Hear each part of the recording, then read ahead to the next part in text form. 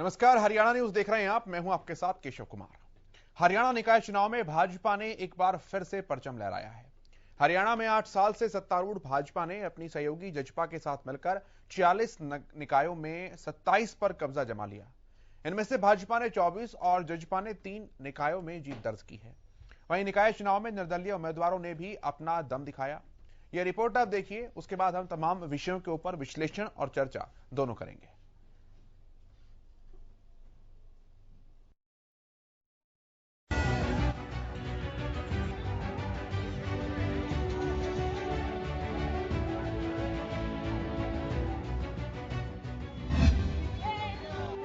हरियाणा निकाय चुनाव में भाजपा ने एक बार फिर परचम लहराया है। हरियाणा में 8 साल से सत्तारूढ़ भाजपा ने अपनी सहयोगी जजपा के साथ मिलकर 46 नगर निकायों में से 27 पर कब्जा जमाया।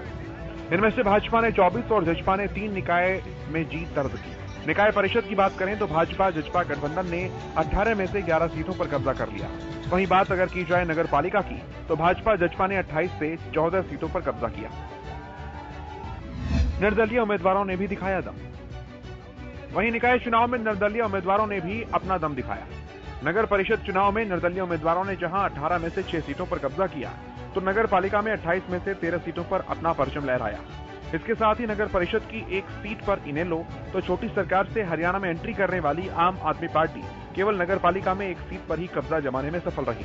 हालांकि हरियाणा कांग्रेस ने पार्टी सिंबल पर चुनाव नहीं लड़ा, लेकिन नगर पालिका में 5 कांग्रेस समर्थित उम्मीदवारों ने चुनाव में जीत दर्ज की। Bureau report, Haryana news.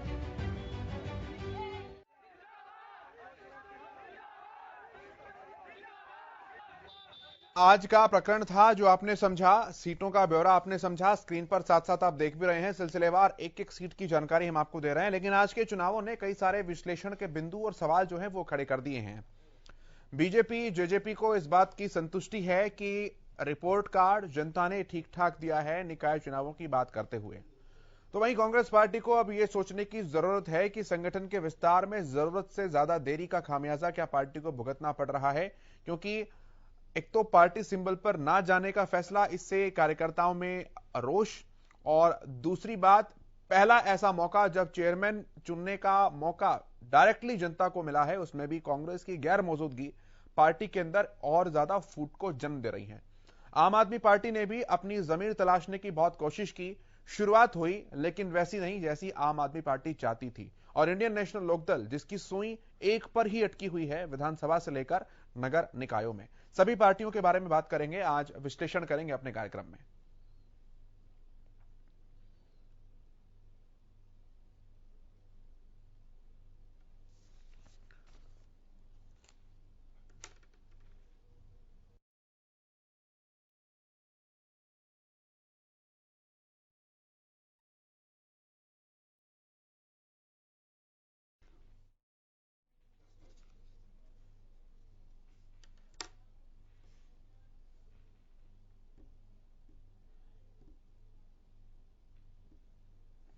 और एक बहुत बड़ा पैनल हमारे साथ जुड़ने जा रहा है। मैं शुरुआत लेकिन कर रहा हूं योगेश कौशिक जी के साथ, राजनीतिक विश्लेषक हैं, स्टूडियो में मेरे साथ मौजूद हैं। योगेश जी, बहुत स्वागत है आपका। सबसे पहले तो मैं आपका विश्लेषण चाहूंगा आज के परिणामों को देखते हुए। ये मेरे लिए तो हैरान करने वाले हैं नहीं, क्योंकि मैं ये बोल दिया था एक दिन हम यहाँ बैठे थे तो, और इनेलो के प्रवक्ता जो थे राजवंत जी, वो बैठे थे मेरे साथ, वो नाराज भी हो गए थे, बोले जी आपने पहले ही कैसे कह दिया। देखिए, इसका विश्लेषण पहले बोल देना अलग चीज है, पर अब जब हो चुका है तो अब परिदृश्य जो बना है या बन रहा है उसको एनालाइज करना अब हमारी ड्यूटी बनती है। उस एनालिसिस में ये स्पष्ट हो गया है कि जेजेपी और बीजेपी ने एक लगभग मैं इसको क्लीन स्वीप कहता हूं, तो वो क्लीन स्वीप इन्होंने किया है इसमें। अब मैं इनको कैसे मान के चलता हूं या कैसे जोड़ता हूं वो बताता हूं आपको। एक्चुअली क्या है कि जेजेपी के पास यूथ ब्रिगेड अच्छी खासी है, और बीजेपी के पास एक इतना मजबूत संगठन है, इन्होंने इतना अच्छा तैयार कर लिया है कि मतलब उसके मुकाबले में अभी आज के दिन, और पहले की तो बात हम छोड़ ही देते हैं, आज के दिन तक कोई भी नजदीक नहीं आ पाया है, सच ये है। अच्छा, इनेलो का जो है वो हम पहले ही कहते थे कि इनेलो अभी कुछ बहुत अच्छा तो नहीं कर सकती है, और आपके लिए भी मेरा मानना यही था। हालांकि आपके बारे में शोर हो रहा था कि शायद सोना भी जीत जाए, वो नहीं जीत पाए वहां पे। उसके पीछे कई वजह भी हैं, और ये चुनाव 2-3 चीजों पे होते हैं। और कांग्रेस के पास अभी बड़ा अच्छा एक बहाना है कि भी हम तो सिंबल पे लड़े ही नहीं है, हम तो ये सिंबल पे लड़ते ही नहीं है जी। जबकि मेरा मानना बिल्कुल एकदम स्पष्ट और सीधा है कि जब आप राजनीतिक आदमी हैं तो कोई भी चुनाव, जैसे बीजेपी जाती है, मैं तो कह रहा हूं कल को आप मोहल्ले के भी चुनाव करा रहे हो, जबकि मैं गुड़गांव का रहने वाला हूं, गुड़गांव की बता देता हूं आपको। जो आरडब्ल्यूए की एक पॉकेट होती है, सेक्टर को छोड़ दो, एक सेक्टर है बहुत बड़ा सा, उस बड़े सेक्टर के अंदर एक पॉकेट है, उस पॉकेट में भी अपने लोगों को लड़ाते हैं ये डायरेक्टली और इनडायरेक्टली, और पोस्टर बैनर होर्डिंग लगाते हैं और अपने लोगों को बुलाते हैं। तो अगर आप राजनीतिक आदमी हो, आपका 24/7 यही तो काम है, और उस काम में भी आप ये कह दो जी ये वाला तो मैं करूंगा नहीं, उसके बाद मैं ये कर दूंगा, तो वो मुझे हजम होता नहीं है। मुझे ऐसा लगता है कि इससे कांग्रेस वालों को शायद बुरा भी लगे, उनको लगने का अधिकार भी है, पर मेरी तो परेशानी ये है कि मुझसे कोई ना कोई नाराज जरूर होता है, कभी कोई कभी कोई, तो वो नाराज हो तो कोई फर्क नहीं पड़ता।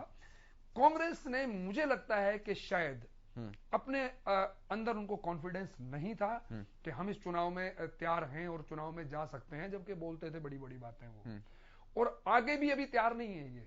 अभी तो होने गुड़गांवा, मानेसर और फरीदाबाद तो होने बाकी है ना। ठीक है। तो मुझे नहीं लगता कि वो तैयार थे, और शायद हुड्डा जी ने और जो अध्यक्ष जी हैं वो तो नए हैं, पर एक्चुअली उनके पीछे तो टीम हुड्डा जी की थी, ठीक है ना। तो शायद उन्हें लगा कि हमें अभी एकदम नहीं कूदना चाहिए, या उनका फैसला है सो है, तो मैं सहमत नहीं हूं लेकिन उस फैसले। ठीक है। हमारे साथ विजेंद्र नेहरा जुड़ चुके हैं, भारतीय जनता पार्टी के प्रवक्ता हैं। इसके अलावा जेजेपी से विवेक चौधरी जी हमारे साथ जुड़ चुके हैं, और इंडियन नेशनल लोकदल से कृष्ण कुटेल जी हमारे साथ जुड़ चुके हैं। बहुत स्वागत है आपका। कांग्रेस पार्टी से मनीष खटाना जी थोड़ी देर में हमारे साथ पहुंच रहे हैं, और आम आदमी पार्टी से सारिका वर्मा वो भी हमारे साथ पहुंच रही हैं। मैं आपके पास आता हूं कृष्ण कुटेल जी। ये सुई एक पर ही अटकी रहेगी क्या, लोग ये पूछ रहे हैं। विधानसभा से लेकर निकायों तक एक से आगे नहीं बढ़ पा रही पार्टी, लाखों मेहनत करने के बाद भी। देखिए, ऐसा कुछ नहीं है, क्योंकि निकाय चुनाव में इनेलो का जो प्रदर्शन रहा है वो बेहद शानदार रहा है। दूसरा जो है कि इनेलो ने जो है कि शहरी वोटों के अंदर जो है कि भारी अपना इजाफा किया है, यानी शहरी सरकार निकाय के अंदर अपनी भागीदारी जो है कि उसने सुनिश्चित कर ली है। और जैसे कि आप एक की बात करें, क्योंकि डबवाली जो है वो हमने जीती है, रानिया को हमने जीता है, रतिया को हमने जीता है, टोहाना को, नरवाना को हम लोगों ने जो है कि वो जीता है, और एलनाबाद को हारा है सर, ये भी तो बताइए।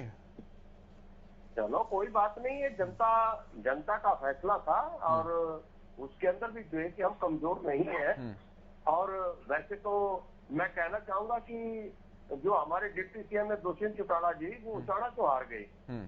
और मैं पूछना चाहूंगा कि शाहबाद से जो है कि हमारे पूर्व में मंत्री रहे कृष्ण बेदी जी जो उसका बेटा क्यों हार गया। तो ये कोई बड़ी बात नहीं है, तो चुनाव है, और जनता ने जो है कि अपना फैसला जो है कि वो दिया है। और इंडियन नेशनल लोकदल पार्टी जो 2019 के विधानसभा चुनाव के अंदर जो 1.5% पर थी, और शहरों के अंदर जो है कि इंडियन नेशनल लोकदल पार्टी ने जो है कि वो 15% वोट लिया है। और अभी जो है कि योगेश कौशिक जी जो बोल रहे थे, विश्लेषक थे, और उन्होंने कहा कि भी जो पार्टी है इंडियन नेशनल लोकदल पार्टी है वो एक से सुई से ऊपर जो है कि वो आगे नहीं पहुंच पाई। नहीं सर, मैंने नहीं कहा वो, ये मैंने बोला, ये कौशिक साहब ने, मैंने नहीं बोला, ये कौशिक साहब ने नहीं कहा, मैंने बोला कहा सर। हाँ। मैं तो अप्रिशिएट कर रहा हूं कि आप लोगों ने एटलीस्ट मैदान में उतर के कुछ किया है। चलो कोई बात नहीं। और उन्होंने कहा कि भी जेजेपी के साथ जो है कि बड़ी भारी जो है कि यूथ है, लेकिन मैं पूछना चाहूंगा कि डबवाली में वो क्यों हारे। वो तो कहते थे कि हम देवीलाल के बारिश से, हम देवीलाल की नीतियों को जो के अडॉप्ट कर रहे हैं, चल रहे हैं। और जो है कि यहाँ पर जो देखने को मिलता है, जजपा के उम्मीदवारों की जो करारी हार इस चुनाव के अंदर जो कि हमें देखने को मिली है, और आने वाले समय के अंदर जज्बा सुनने के ऊपर जो है कि वो तो उनकी हार से आप संतुष्ट हैं, आपकी जीत हो चाहे ना हो, ये बात है। जीत हमारी जीत है, हम तो क्या कि हमने तो 1.5% से 15% के अंदर, तो आप संतुष्ट हैं, मतलब वोट परसेंट बढ़ता रहे कुटेल साहब, और सीट परसेंटेज उतना ही रहे, 1 पर ही सुई अटकी रहे, तो आप खुश हैं उसमें? 2% नहीं बढ़ा है। हमने डबवाली को जीता है। डबवाली से जो है कि हमारे दुष्यंत चौटाला जी की माता जी जो है कि वहां से विधायक भी रही है, और ये कि अपने आप को जो है कि देवीलाल की नीतियों का जो है कि कहते हैं कि अब देवीलाल पालिका परिषद में एक सीट है। मेरा सवाल है कि एक सीट में संतुष्ट है क्या आप? और दूसरा जो है कि हम जो है कि एक में क्यों है, रसिया हमने जीता, नरवाड़ा हमने जीता, टोहाना हमने जीता है, और बहादुरगढ़ में भी हम दूसरे नंबर के ऊपर रहे हैं। वहां पर भी फाइट हमारी जबरदस्त फाइट रही है, और दूसरे नंबर पर जीत है। चलिए ठीक है, नेशनल दल पार्टी ने अपनी फाइट दी है। ठीक है। दूसरा एक और मैं आपको बताना चाहूंगा, और जो कांग्रेस पार्टी के जो मुखिया जो भूपेंद्र सिंह हुड्डा है, जिस क्षेत्र के अंदर वो अपना गढ़ मानते थे, आज पूर्ण रूप से जो है कि वो अपने गढ़ से जो है कि वो निरस्त हो चुके हैं, और उन्होंने जहां से कांग्रेस। ठीक है, मैं आगे बढ़ रहा हूँ। कुटेल साहब वापस आऊंगा आपके पास, विवेक चौधरी जी के पास में आ रहा हूँ। ठीक है, मैं वापस आऊंगा। अभी छोटा कमेंट ले रहे हैं, पहला कमेंट। विवेक चौधरी जी रखिए अपनी बात। संतुष्ट हैं आप? नतीजे जैसा सोचे थे वैसा ही है, उससे कम है या ज्यादा है? केशव जी, कुटेल साहब ने बहुत डिटेल में जिक्र किया सारी बातों का। रिजल्ट जो आया बहुत ही अच्छा रिजल्ट मैं कहूंगा। गठबंधन ने तमाम सीटें जीतने का काम किया। आज कहीं ना कहीं कुटेल साहब का वो हाल है कि अपने दुख से दुखी नहीं, दूसरे के सुख से दुखी। आज ये बारी बारी डबवाली की बात करते हैं, एकमात्र सीट पे पहले एलनाबाद की बात क्यों नहीं करते? इन्होंने उचाना का जिक्र किया, क्या उचाना में आईएनएलडी जीती है? इन्होंने शाहबाद का जिक्र किया कि पूर्व मंत्री के बेटे हार गए, क्या वहां पे आईएनएलडी जीती है?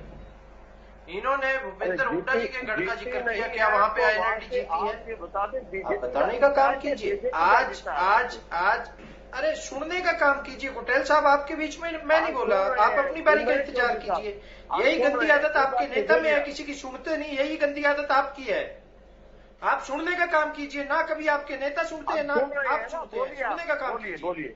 आज कहीं ना कहीं अगर जिस तरह से कुटेल, सुनिए ना, फिर सुनने का काम कीजिए। जिस तरह से कुटेल साहब ने कहा कि हमारी फलानी सीट भी हमने जीती, ढमकानी सीट भी हमने जीती, आप बताइए ना क्या चुनाव चिन्ह पे लड़े हो?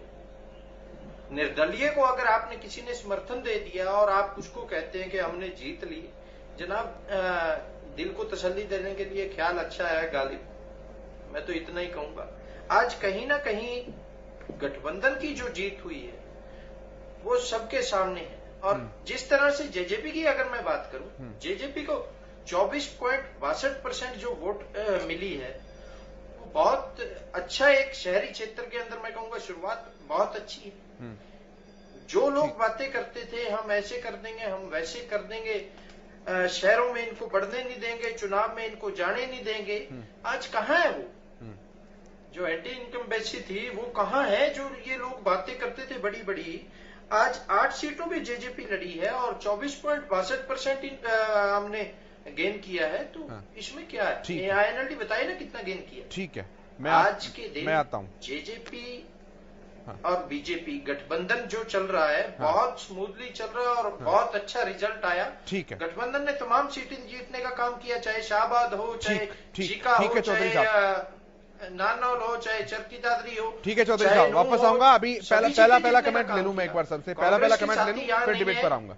ठीक है विवेक जी, एक बार पहला कमेंट ले लूं फिर डिबेट पर वापस आऊंगा। नेहरा साहब हमारे साथ हैं। नेहरा साहब, कैसे देख रहे हैं आप इस जीत को?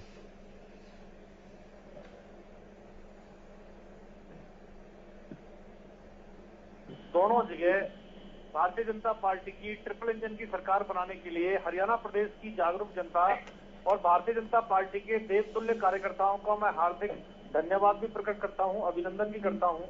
और सोनीपत और झज्जर में सभी सीटों पर जीत दर्ज करके भारतीय जनता पार्टी ने कांग्रेस पार्टी के जो सबसे बड़े नेता हैं भूपेंद्र सिंह हुड्डा जी, जो अपना गढ़ कहते थे सोनीपत और झज्जर को, उस गढ़ को भी ढहाने का काम किया है। क्योंकि सोनीपत की तीनों सीट और झज्जर की दोनों सीटों पर भाजपा ने जीत दर्ज की है। ये जो जीत है केशव जी, ये भारतीय जनता पार्टी की रीति नीति, जो गठबंधन की हमारी सरकार है जेजेपी के साथ में, उसकी जो रीति नीति है और हमारे आदरणीय प्रदेश अध्यक्ष ओम प्रकाश धनखड़ जी का जो संगठन कौशल है, भाजपा जो मजबूत संगठन और हरियाणा प्रदेश के अंदर हमारा है, उसकी जीत है।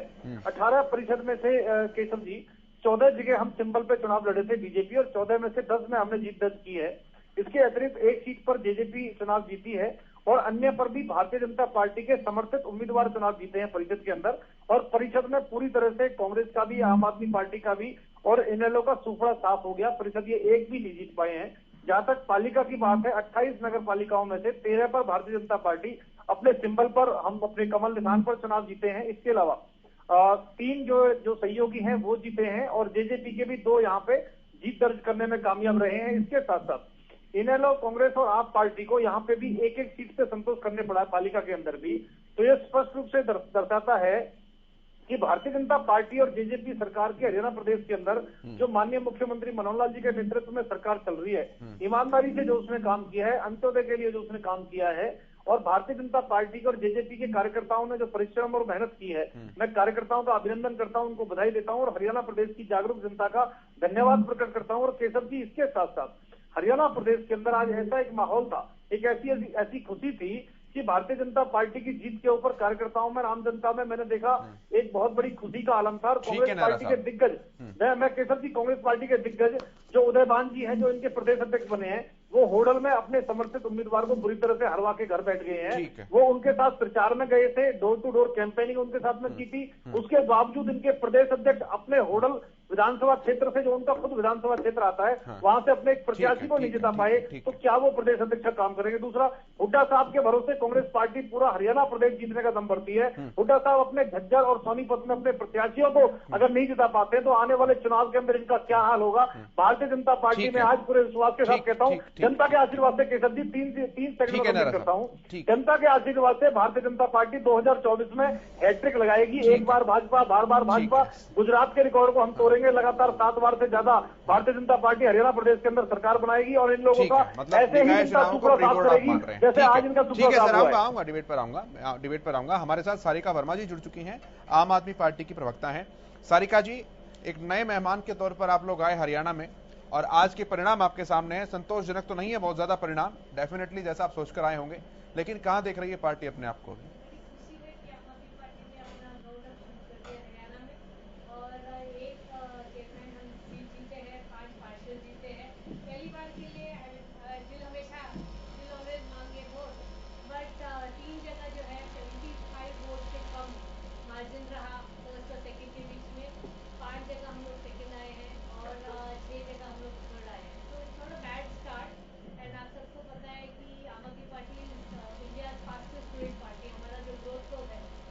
शार्प रहा है।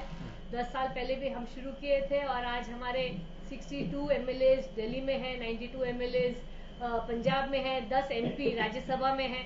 तो हमें बहुत अच्छा लगा कि हमें शुरुआत की है और हम बहुत खुश हैं और इसके आगे हम लोग we are looking forward to 2024। ठीक है, 2024 के लिए आप तैयारी कर रहे हैं, बहुत अच्छी बात है। खटाना साहब को जुड़ना था, कांग्रेस पार्टी के प्रवक्ता, देर से हैं, तो जब सवाल सारे इकट्ठे हो जाएंगे मैं खटाना साहब से पूछूंगा। आप देर से आने का कारण तो वही यहाँ का स्पष्ट करेंगे, लेकिन मैं योगेश जी आपके पास आ रहा हूं तमाम चीजों के विश्लेषण को लेकर। ये एक अजीबोगरीब एक छोटा सा विश्लेषण जो है आज हुआ कि जितने भी बड़े दिग्गज थे उनके इलाकों में उनकी पार्टियां प्रदर्शन नहीं कर पाई। चाहे उचाना में दुष्यंत चौटाला की पार्टी हो, जेजेपी हो, चाहे करनाल के अंदर भारतीय जनता पार्टी हो, चाहे रोहतक के अंदर कांग्रेस पार्टी हो, चाहे एलनाबाद के अंदर इंडियन नेशनल लोकदल हो, सभी दिग्गज अपने अपनी सीटों को बचाने में नाकामयाब रहे हैं। देखिए, कुछ चीजें ना बैक द कर्टन चलती हैं राजनीति में और खास तौर पे इलेक्शन में। वो जिक्र करते हुए लोग शर्माते भी हैं, हिचकिचाते भी हैं, बताते भी नहीं है। बट मैं एनालाइज कर रहा हूं तो मैं बिल्कुल क्लियर बताऊंगा। ये जो चुनाव हुए हैं इनमें नंबर 1 जो होता है वो होता है कैंडिडेट। क्योंकि जब हम जाते हैं एमपी में, अगर आप जाएंगे तो टिकट महत्व रखती है ज्यादा, एमएलए में भी टिकट महत्व रखती है ज्यादा, और कैंडिडेट वहां पे 2 नंबर पे माने जाते हैं। पर यहाँ पे कैंडिडेट नंबर 1 होता है, नंबर 1। नंबर 2, यहाँ पे संसाधन जो उसके पास हैं, जैसे मतलब मैं स्पष्ट बता देता हूं कि लोग बुरा मानेंगे, मानने दो, शराब बटती है, खूब बटी है। अगर कोई मना करता है तो मैं फोन पे भी बात करा सकता हूं। चुनाव में शराब 3-4 पार्टियां भेजती है, एक नहीं, सब। तो वो संसाधन किसके पास ज्यादा है वो। फिर उसके बाद वर्कर्स जो हैं, जैसे वर्कर्स का मैंने जिक्र किया, बीजेपी जेजेपी के पास वर्कर हैं। इनेलो बेशक मना करता रहे, कुछ भी करता रहे। दिल्ली के अंदर जो जीत का कारण आम आदमी पार्टी का था वो कुछ और तोड़ा था, वर्कर उनके घर घर पे थे, बीजेपी से ज्यादा स्ट्रॉन्ग वर्कर थे, तो वो जीते। तो वहां पे इन चीजों को मानना चाहिए। अगर हम में कोई कमी है, हम नहीं मानेंगे, मत मानो। मैं तो कह के निकल जाऊंगा, आप नहीं मानोगे तो आप फिर उसी मुगालते में रहेंगे। तो उस चीज को मानना चाहिए। वर्कर इनके पास थे, अगर वही वर्कर जो दिल्ली में थे वही हमें भी आम आदमी पार्टी के पास होते तो नतीजे यहां इनके बहुत अच्छे पक्ष में जाते। अब मैं कांग्रेस की जो बात कर रहे हैं कि होडल से उदय भान जी के कैंडिडेट हार गए और उन्हें डोर टू डोर कैंपेनिंग की, ये हुड्डा जी की या उदय भान जी की हार नहीं होती है, क्योंकि उदय भान जी वो कैंडिडेट जो खड़ा हुआ है, आप किसके पक्ष में जा रहे हैं, ये उनका फैसला इंडिविजुअल है, पार्टी का फैसला तो है नहीं। पार्टी अगर सिंबल पे लड़ती है तो वो हार और जीत होती, मैं मान लेता उसको, पर पार्टी ने अपने सिंबल पे नहीं लड़ाया तो अपने आप को पीछे कर लिया। अभी अगर ऐसी ये बात करते हैं तो मैं इनको उदाहरण बहादुर का दे सकता हूं। वहां पे पिछली बार राठी ही जीती थी, ये दूसरी राठी है, ठीक है, वो अभी भी जीतने वाली थी, लेकिन कांग्रेस सिंबल पे नहीं लड़ी और कांग्रेस के 21 कैंडिडेट उतर गए। वहां पे 21 कैंडिडेट उतर गए तो इन्होंने कईयों को विड्रॉ कराया वहां पे। अब विड्रॉ कराया इसका मतलब कि शायद किसी एक पे सहमति बन जाए, वो नहीं बनी, हार गई कांग्रेस। तो जब जब आप टिकट नहीं देंगे या जब जब सिंबल पे नहीं लड़ेंगे तो ये खतरे तो रहेंगे ही रहेंगे, और वो खतरा इन्होंने अब इनके पक्ष में नहीं गया। अब देखते हैं निगम में क्या करते हैं। ये निगम में ये सिंबल पे लड़ने की बात कर रहे हैं, निगम में सिंबल पे लड़ते हैं तो हार जीत का फैसला होगा पार्टीज का कि किस पार्टी के पास क्या आता है। तो उस वक्त में मैं मानूंगा कि हाँ ये पार्टी की हार है, वरना उदय भान जी का या हुड्डा जी का जो ये बात कर रहे हैं झज्जर के अंदर हारना या सोनीपत में हारना, ये तो सच है, ये तो गणित बता रहा है, आपके सामने है कि हार गए हैं वो। लेकिन कांग्रेस नहीं हारी है, वो बीजेपी जीती है क्योंकि कांग्रेस ने तो बाई दे दिया आपको। तो वो चुनाव नहीं हुआ है जिसकी कल्पना कर रहे हैं कि एमएलए का चुनाव जो आने वाला है वो काल्पनिक बातें हैं, ये कि हमने ये जीत लिया है तो हम ये भी जीत जाएंगे, लेकिन ये ऐसा मुझे लगता नहीं है। वो चुनाव होगा, सरकार का रिपोर्ट कार्ड गिनवाया जा रहा है, वो अच्छी बात है, मैं सहमत हूं उनसे, मैं बीजेपी की इस बात से सहमत हूं कि लोगों ने उन पे विश्वास किया, अदरवाइज ज्यादा इंडिपेंडेंट जिता देते वो। क्योंकि कभी क्या होता है कि जब लोग सरकार से नाराज हों और मेन अपोजिशन बाहर हो जाए तो वो इंडिपेंडेंट को जिता देते हैं सबको, तो वो ऐसा नहीं हुआ है। तभी तो बीजेपी जीती है कि लोग उनसे कहीं ना कहीं कोई ना कोई तो उनसे खुशी रही होगी ना, तभी उनको वन साइडेड बीजेपी। ये एक अलर्ट भी है कि आम आदमी पार्टी एक विकल्प भी बन सकती है ना, अभी नहीं, मैं अभी नहीं मानता हूं। हाँ ये जरूर है कि अगली बार अभी गुड़गांव के चुनाव या ये जो होंगे मानेसर वगैरह के, इनमें मुझे लग रहा है कि ये अच्छा गेन करेंगे, ये मुझे लगता है, क्योंकि इनके पास शहरी वोटर ज्यादा है आज के दिन। तो शहरी वोटर जहां गुड़गांव, फरीदाबाद और हम मानेसर की जो बात कर रहे हैं, ये चुनाव आने दो, उसमें हम एनालाइज करेंगे इन चीजों को। लेकिन ये तय है कि जो एक माहौल था किसान आंदोलन के बाद और एक ऑरा क्रिएट किया गया था कि बीजेपी और जेजेपी तो घुस नहीं पाएंगे या बात नहीं कर पाएंगे, वो खत्म हो गया। इसका मतलब ये है, नंबर 1। नंबर 2, दूसरी और बात करता हूं, जो अग्निवीर वाला मामला था, अग्निपथ वाला मामला था, वो भी ये प्रूव हो गया कि ये मुद्दा इसमें नहीं है, और असल में ये मुद्दे होते भी नहीं है इन छोटे चुनावों में, ये नहीं होते हैं। अभी ये चुनाव जो है ये जरूर दर्शाता है कि लोगों के बीच में भाजपा और जेजेपी आज के दिन भी पॉपुलर है और औरों से ज्यादा पॉपुलर है। तो इसमें अब कोई मना करता रहे, आंकड़े तो यही बोल रहे हैं। ठीक है सारिका जी, आप लोग यानी कि आम आदमी पार्टी पूरी कोशिश बता रही है, इस बात को पूरा दमखम लगा रहे हैं कि हाँ हमारी मौजूदगी है, हम आने वाले समय में बेटर करेंगे, लेकिन कंसिडरेशन नहीं है अभी इस बात का। कोई बात नहीं, you always have to start somewhere.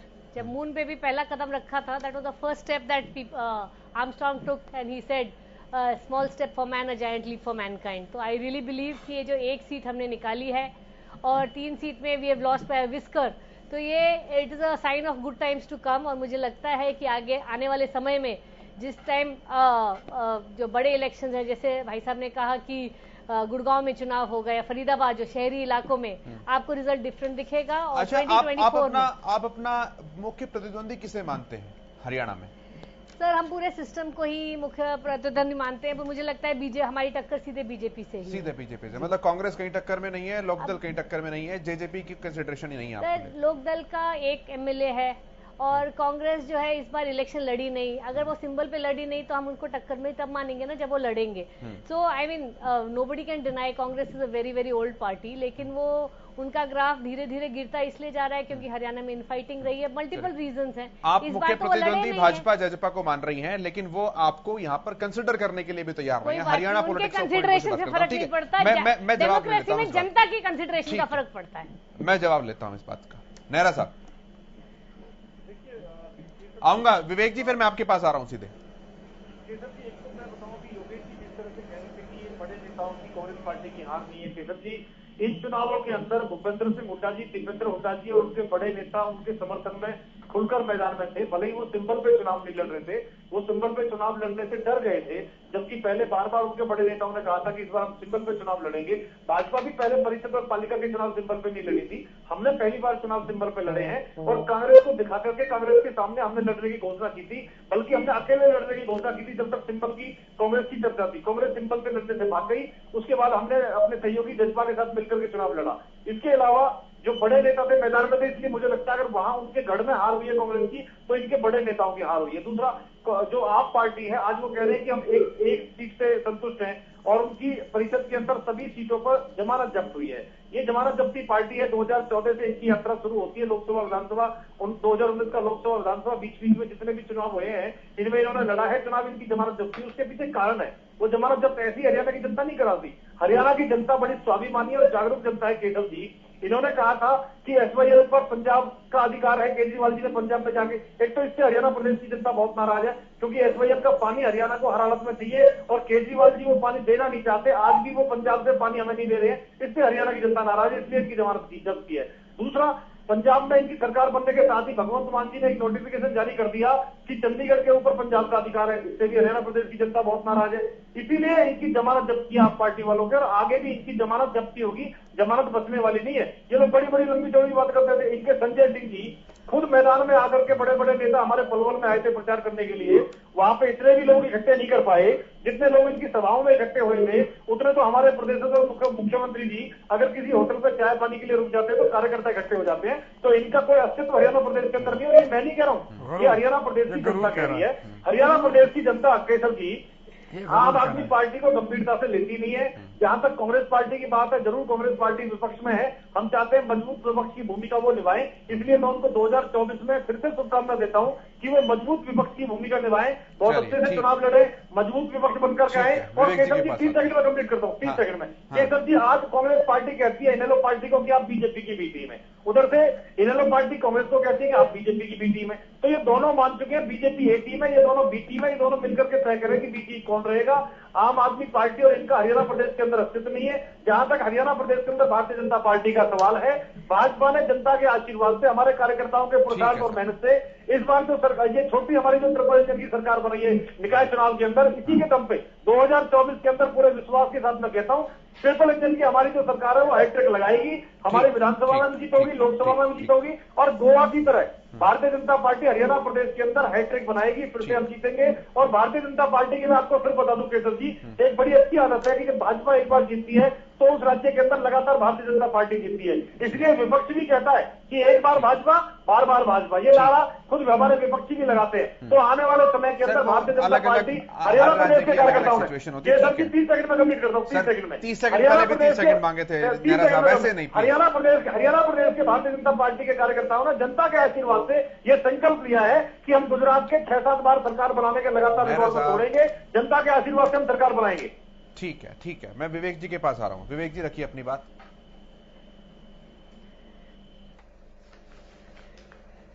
Keshav ji, मेरी आम आदमी पार्टी की जो प्रवक्ता मैडम है, उन्होंने बहुत विस्तार से बताया कि शुरुआत है, ये है, वो है, और बारी बारी आम आदमी पार्टी बात करती है दिल्ली मॉडल, पंजाब मॉडल। मैं एक ही इनसे निवेदन करूंगा कि दिल्ली मॉडल को भी, पंजाब मॉडल को भी हरियाणा से दूर रखिए। किस तरह से पंजाब का सत्यानाश करने पे आम आदमी पार्टी लगी हुई है वो सबके सामने है। किस तरह आज हर दिन गोली चलने की खबर आती है, हर दिन इनके मंत्री एक भ्रष्टाचार में विवेक जी, लिप्त मैं पाए जाते रिक्वेस्ट हैं। करूंगा हर सर दिन आपसे, कोई ना कोई डिबेट है खबर ना डीरेल हो ऐसी जाएगा। मैं अगर उनको भी दिल्ली पंजाब पर नहीं जाने दूंगा और आप भी दिल्ली पंजाब पर मत आइए। हम हरियाणा पॉलिटिक्स की बात कर रहे हैं। मैं डीरेल नहीं कर रहा।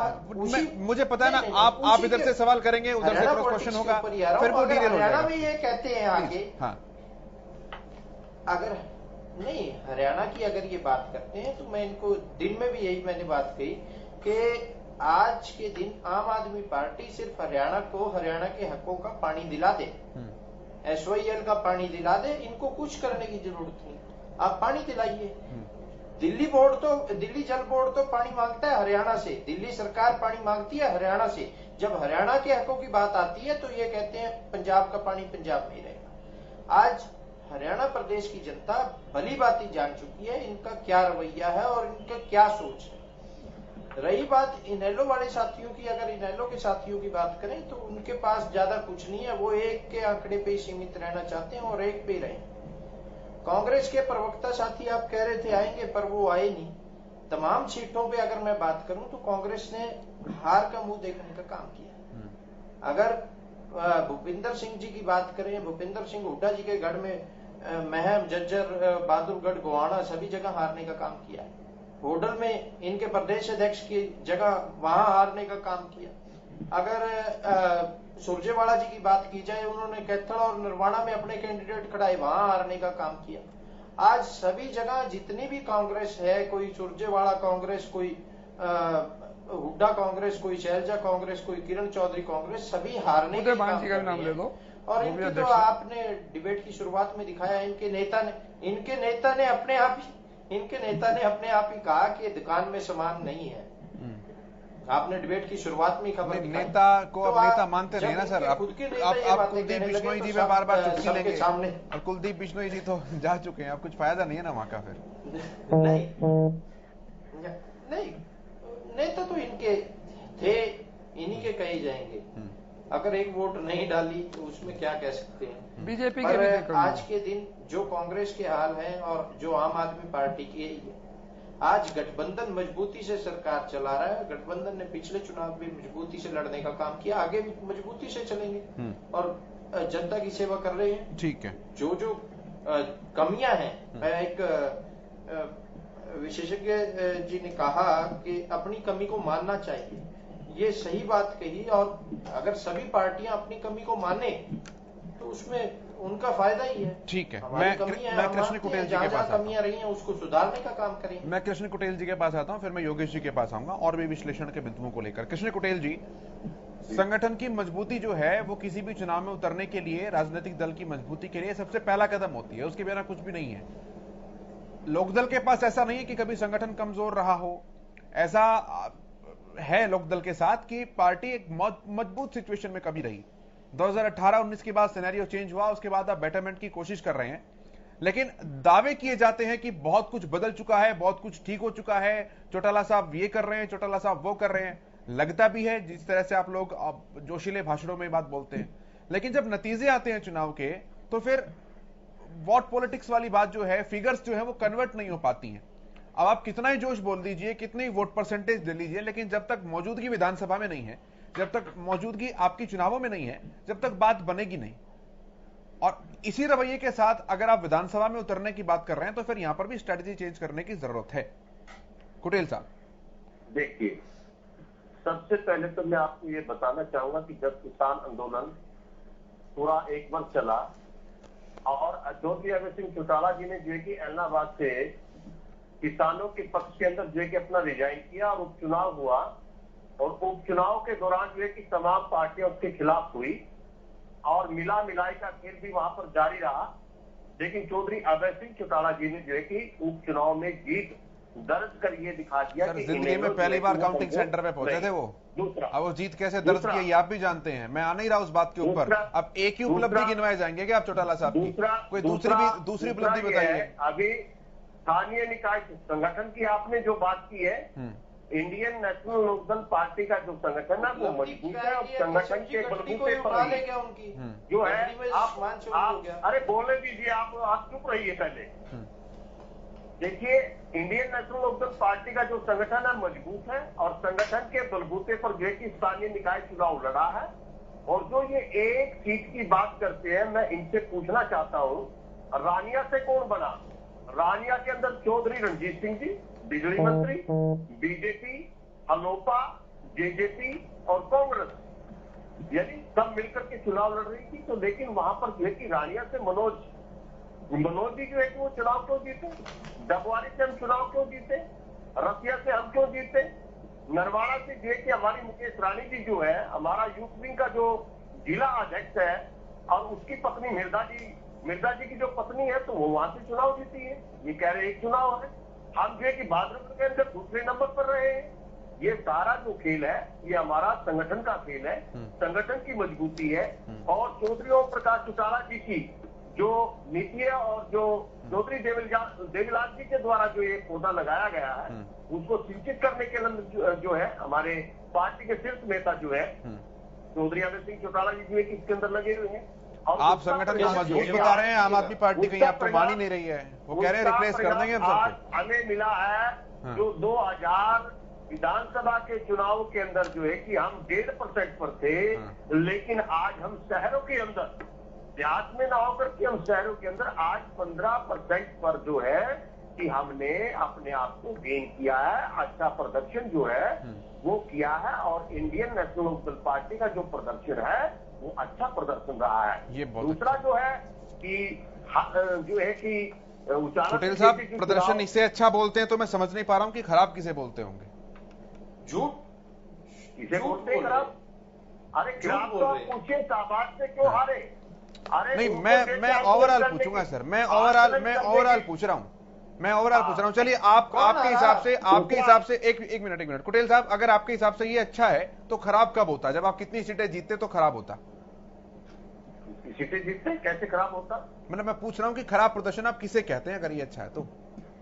खराब प्रदर्शन तो ये है कि जो मान ले यहाँ पर सत्ता लिए हुए हैं और वो एब्सोल्यूट मेजॉरिटी से विपक्ष वालों के लिए सत्ता में आएंगे जब सत्ता की बात, अभी विपक्ष के लिए आप जो सत्ता पक्ष के लोग हैं जो 8 वर्ष से जो है कि यहाँ पर सरकार को चला रहे हैं, और दिन प्रतिदिन जो है यहाँ पर अनेक घोटाले होते हैं, भ्रष्टाचार के मामले सामने आते हैं, कभी रजिस्ट्री घोटाला होता है, वो तो जीत के आ गए सर, घोटाला होता है, वो तो लोकल बॉडीज में जीत के आ गए, और 50% से ज्यादा सीटें जीत गए वो।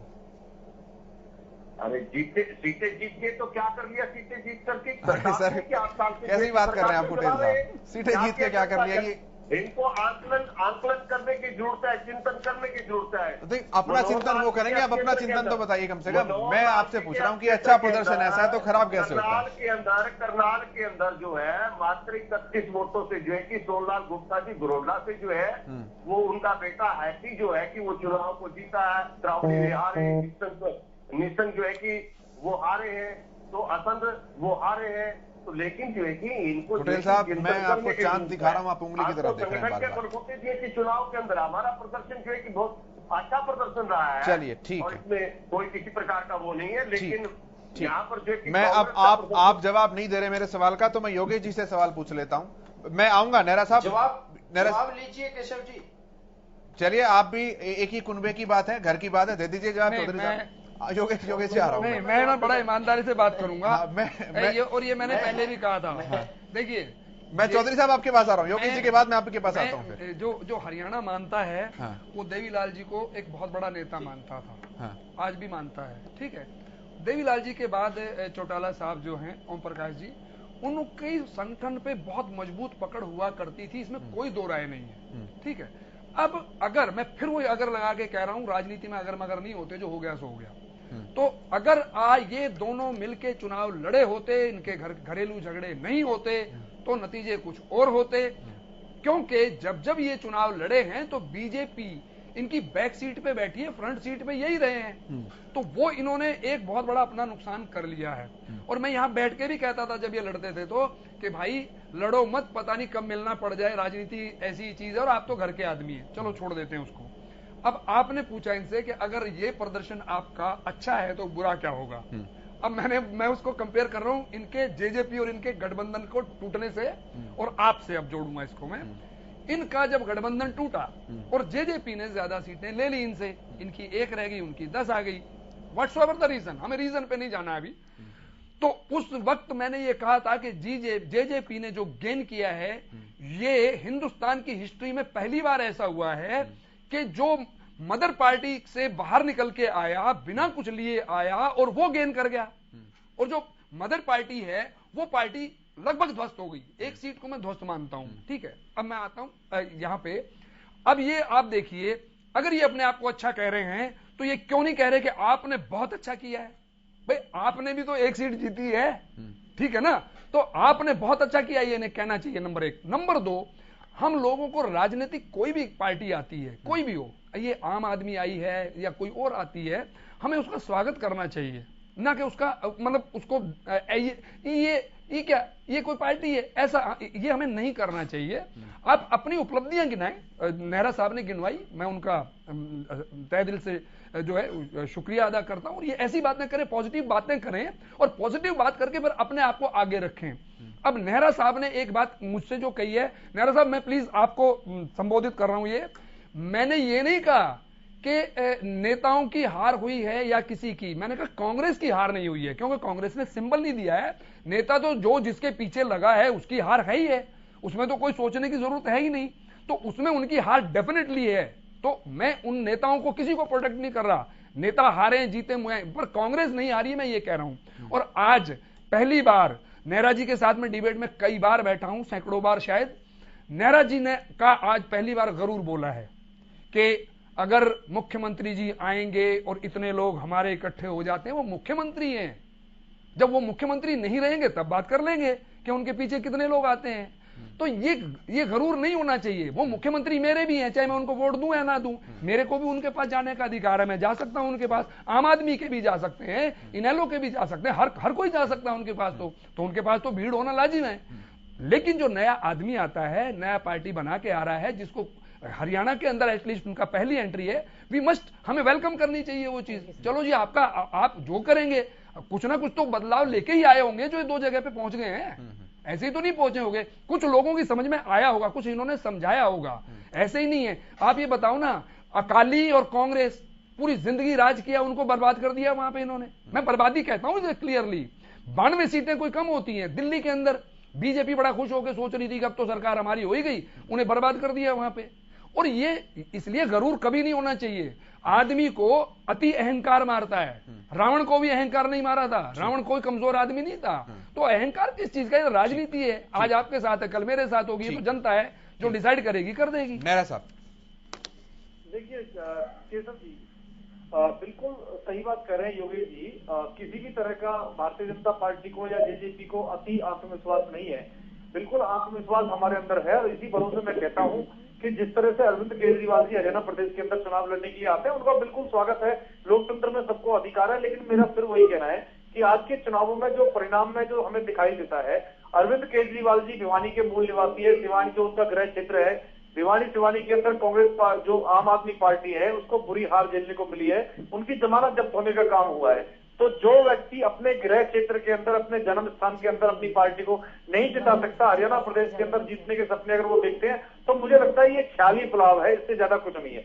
दूसरा मैं बताना चाहूंगा कि संगठन का जहां तक विषय है, भारतीय जनता पार्टी अगर आप जीतती है तो अपने संगठन के भरोसे जीतती है। जहां हमारी विपक्षी पार्टियों के पास में कोई संगठन नहीं है, उनके पास जिला स्तर तक का भी संगठन नहीं है, वहीं भारतीय जनता पार्टी में हमारे आदरणीय प्रदेश अध्यक्ष ओम प्रकाश धनखड़ जी हमारे मोदी जी के नेतृत्व में, मोदी जी के नक्शे कदम पे चल पड़े हैं। 24 घंटे में से लगभग 20 घंटे हमारे प्रदेश अध्यक्ष जी काम करते हैं। और आज जहां बाकी दलों के पास में जिला स्तर का संगठन नहीं है केशव जी, वहां हमने पन्ना प्रमुख तक की रचना की है, पन्ना प्रमुख बनाया है, उसकी कमेटी बनाई है जो 60 लोगों के ऊपर होती है। उसके बाद बूथ अध्यक्ष बनाया है, बूथ की 25 लोगों की कमेटी होती है। उसके बाद मंडल अध्यक्ष है, मंडल की कमेटी है, हमारे मोर्चे और प्रकोष्ठ है। उसके अलावा जिला अध्यक्ष है, जिला की कमेटी, जिले के पदाधिकारी है जिसमें 500-500 तक लोग होते हैं। उसके बाद प्रदेश की टीम है, हमारी मेन भारतीय जनता पार्टी, हमारे मोर्चे, हमारे प्रकोष्ठ है, हजारों लोगों की टीम है। तो धनखड़ जी ने ऐसी मजबूत टीम पूरा हरियाणा प्रदेश के अंदर बनाई है, इसका कोई मुकाबला नहीं है। सर अपनी स्ट्रेंथ मत बताओ, ये मैं पहले एक्सप्लेन कर चुका हूँ, यहाँ पे मैं कई बार एक्सप्लेन कर चुका हूँ। ये पुराना चुनाव हुआ था, उसमें भी मैंने एक्सप्लेन किया था कि बीजेपी के पास ये स्ट्रॉन्ग पॉइंट्स हैं। हाँ, और योगेश जी सत्ता के कुछ फायदे भी हाँ होते हैं, नहीं वैसे इनका नहीं, बेसिक है इनका। जो स्ट्रेंथ इनकी है वो स्ट्रेंथ आपकी भी है, और आपसे ज्यादा हाईटेक है, ये ध्यान रखना। जिस दिन वो मैदान में प्रैक्टिकली पूरे उतर जाएंगे, फिर उस दिन जो राजनीतिक दल अपने आप को पुराना कहते हैं, उनको उसी दिन पता लगेगा कि चुनाव क्या होता है। मेरा नंबर है बोलने का, तो मुझे मौका दीजिए। जी जी सर, जल्दी से रखिएगा अपनी बात, फिर मैं आपके सवालों का जवाब भी लूंगा। बहुत जल्दी से रखिएगा, विवेक जी के पास आऊंगा, फिर सारिका जी के पास आऊंगा, जल्दी से। केसर जी, पूरी विनम्रता के साथ मैं यही कहना चाहूंगा कि हरियाणा प्रदेश के हित में जो सोचेगा, हरियाणा की जनता के जो फायदे सोचेगा, कम से कम वही तो हरियाणा प्रदेश के अंदर चुनाव लड़ेगा, तो उसको सफलता मिलेगी। केजरीवाल जी तो खुद कहते हैं एसवाईएल के पानी पर पंजाब का अधिकार है, तो चुनाव जीतने के बाद पंजाब में उन्होंने हमसे चंडीगढ़ मांग लिया, तो हरियाणा प्रदेश की जनता इसको कैसे बर्दाश्त करेगी। दूसरा एक चीज और बड़ी इंपॉर्टेंट है, मैं आपको बताऊंगा, उससे योगेश जी भी सहमत होंगे कि हरियाणा प्रदेश की जनता स्वाभिमानी जनता है। ये झूठ को और मुक्तखोरी को बर्दाश्त नहीं करती, ना मुक्तखोरी चाहिए इनको, ना इनको झूठ पसंद है। यही कारण है केजरीवाल जी, सुनिए केसर जी, केजरीवाल जी को पहली बार चुनाव नहीं लड़ रहे, इससे पहले भी वो दो विधानसभा लोकसभा बीच बीच में चुनाव लड़ते रहे। हर चुनाव में इनकी जमानत जब्ती है, जनता इनको जानती है, पहचानती है। आज पंजाब के अंदर कितने बुरे हालात है हम सब जानते हैं। पंजाब के अंदर किस तरह से माफिया राज सक्रिय हो गया, सिद्धू मूसेवाला से लेकर के तमाम लोगों की, जो बड़े बड़े लोगों की हत्या होने का वहां पे काम हुआ है। जब आप जीतते हैं, जीतने के बाद में प्रधानमंत्री जी के पास मामले पहुंच जाते हैं। आपने जीतने से पहले, सुनिए केसर जी, 30 सेकंड में करता हूँ, आपने जीतने से पहले किसी को बताया था कि हम पीएम से लेके 1 लाख करोड़ रुपए लेके हम पंजाब के अंदर वादे पूरे करेंगे? आपने किसी को नहीं बोला। पंजाब के अंदर बिजली का बुरा हाल है, शिक्षक वहां धरने पे बैठे हुए हैं। पंजाब के अंदर आप देखिए क्या हाल है। डिटेल हो जाएगा डिबेट, मेरा साहब प्लीज, ये पूरा डिबेट डिटेल हो जाएगा। मैं हरियाणा की बात कर रहा हूँ, इधर पंजाब दिल्ली की बात कर ही नहीं रहे हम लोग। विवेक जी रखिए अपनी बात।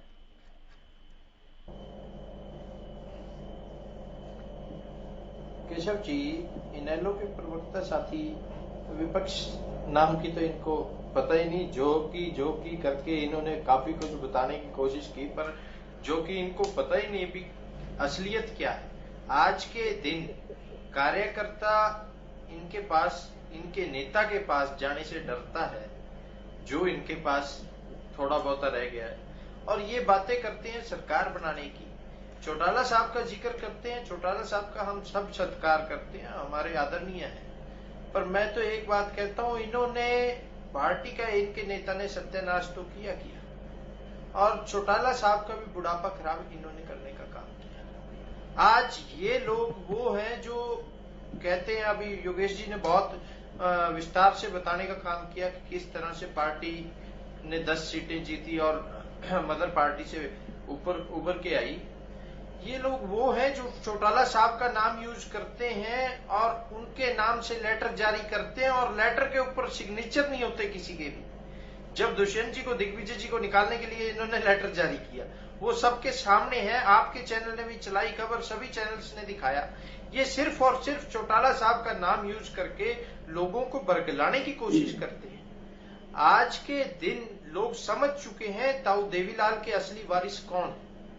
लोगों ने पहचान लिया है ताऊ देवीलाल के असली वारिस कौन है। ताऊ देवीलाल की तरह अगर किसी ने जुबान दी और उसको पुगाने का काम किया, उस पर खरा उतरने का काम किया, तो वो माननीय दुष्यंत चौटाला जी ने किया। 75% आरक्षण की बात हो, चाहे 75 में आरक्षण की बात हो, चाहे और भी मुद्दे हो, सभी के ऊपर दुष्यंत जी दिन रात मेहनत कर रहे हैं और दिन रात जनता की सेवा में लगे हुए और उनको साकार करने में लगे।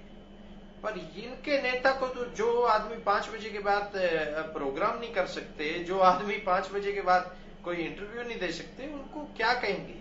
आज के दिन जनता भली भांति जान चुकी है कि हरियाणा का फ्यूचर माननीय दुष्यंत चौटाला जी, मैं तो ये कहूंगा हरियाणा का नहीं, देश का ही फ्यूचर माननीय दुष्यंत चौटाला जी हैं। आने वाले टाइम में बहुत लंबी राजनीति है और बहुत लंबा सफर है। ये लोग वो हैं जो सिर्फ और सिर्फ नेगेटिविटी फैलाना जानते हैं। वो दुष्यंत जी एक विजन के साथ चले हैं और विजन के साथ ही आज चल रहे हैं, और लोगों ने भी उसी विजन को प्यार देने का काम किया। आज गठबंधन सरकार चल रही है, तो सरकार को लोग प्यार दे रहे हैं, और आपके सामने एक किस तरह से लोगों ने रिजल्ट आज देने का काम किया। अब उस रिजल्ट को देखते हुए ये अपनी कमियां ना मान के आज बड़ी बड़ी बातें कर रहे हैं। समय की थोड़ी सी कमी है, घड़ी की सुई इशारा करना शुरू कर देते हैं। अगर ये अच्छा है, मैं बहुत कम समय दे पाऊंगा, फाइनल कमेंट देता हूं एक बार सबसे। आपने बारी बारी पूछा पर उसका जवाब ये नहीं दे पाई मैं जवाब देता हूँ। ठीक है सर, जवाब आपसे लिया मैंने। एक बार मैं सारिका जी के पास आ रहा हूँ, फिर मैं वापस आ जाऊंगा बहुत फाइनल कमेंट लेने के लिए। सारिका जी थोड़ा सा कंक्लूसिव बोलिएगा, समय की सीमा को ध्यान मैं एक यही बात कहना चाहती हूँ कि योगेश जी ने बहुत अच्छे से बोला और मुझे दिख रहा है, देखिए बीजेपी जीती है, बहुत बहुत मुबारक, हम सुबह से मुबारकबाद दे रहे हैं, लेकिन उनका जो घमंड है, उनका गुरूर है, वो एक दिन चकनाचूर जरूर होगा, क्योंकि हरियाणा की जनता जो है इवेंचुअली चाहेगी कि उनके स्कूल अच्छे हो, उनके बच्चे टाट पे ना बैठ, उनके बच्चों के लिए भी अच्छी क्लासेस हो, उनके आज वहां पे भी स्मार्ट क्लासरूम हो। केवल हवा में बातें करने से कितने दिन आप लोगों को बेवकूफ बना सकते? नहीं बना सकते ना।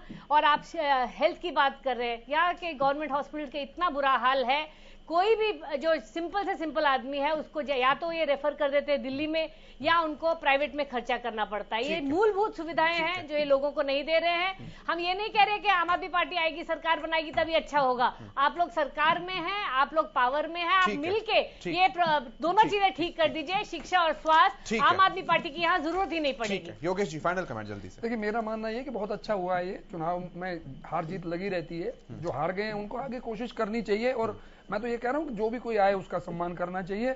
और मेरी तरफ से भी बहुत बहुत भाजपा को मुबारकबाद, और अगले चुनाव के लिए फिर विश्लेषण करेंगे। 10 सेकंड में फाइनल कमेंट दीजिएगा। देखिए ऐसा है कि जो जनता ने जो निर्णय दिया है हम उसका स्वागत करते हैं, और आने वाले समय के अंदर 2024 के अंदर जो है कि इंडियन नेशनल लोकदल पार्टी जो है कि मजबूती के साथ चुनाव लड़ेगी और सरकार को बनाएगी। ठीक है नेहरा साहब, बहुत जल्दी से। देखिए केशव जी, ये निकाय चुनाव ऐसे चुनाव हुए हैं जिसमें सारी पार्टियां खुश है। बीजेपी और जेजेपी 46 सीटों में से लगभग 36 सीट जीत करके खुश है। आम आदमी पार्टी, कांग्रेस पार्टी और रेलवे पार्टी एक एक सीट जीत करके खुश है। जनता इसलिए खुश है कि भारतीय जनता पार्टी जीती है, तो मुझे लगता है सभी लोग इसमें खुश है। और जहां तक सारिका जी ने आम आदमी पार्टी की बात की, तो मैं उनको बताना चाहूंगा, आज भी अरविंद केजरीवाल जी के दिल्ली के अंदर अधिकतर बच्चे बाहर के राज्यों में पढ़ने के लिए जाते हैं। खुद अरविंद केजरीवाल जी के बच्चे। सर प्लीज, मैं डिबेट वहां नहीं कर रहा, मैं डिबेट वहां नहीं कर रहा, ये बहुत फाइनल कमेंट है, इंटरप्शन हो जाएगा लास्ट में। देखिए आपने सब खुश वाली बात कही, तो मैं चाहूंगा कि वाइंड अप भी खुशी हो, फिर सारिका जी ऑब्जेक्ट करेंगी, फिर आप दोबारा से काउंटर करेंगे, ठीक नहीं रहेगा। विवेक जी फाइनल कमेंट जल्दी से। आज जिस तरह से रिजल्ट आया सभी खुश हैं। रावल जी ने बहुत अच्छे से बताया कि सभी खुश हैं, इनेलो वाले अपने में खुश हैं, आम आदमी वाले अपने में खुश हैं। हम तो एक ही बात कहेंगे, जिस तरह से गठबंधन चल रहा है, आने वाले चुनाव में भी गठबंधन भारी मतों से जीतने का काम करेगा, और लोग जिस तरह से प्रेम प्यार गठबंधन को दे रहे हैं उसी तरह देते रहेंगे। ठीक है, अपनी कमियों को मानते हुए चुनाव में उतरेंगे, जो पीछे कमियां रही हैं उनको सुधारने का काम करेंगे, आगे उससे कुछ ना कुछ सबक लेने का काम करेंगे और चुनाव में जाने का काम। ठीक है, बहुत शुक्रिया सर, विजेंद्र नेहरा जी, सारिका जी, विवेक जी, कृष्ण जी, योगेश जी, चर्चा में शामिल होने के लिए। मेरे साथ इतना ही, देखते रहिए हरियाणा न्यूज।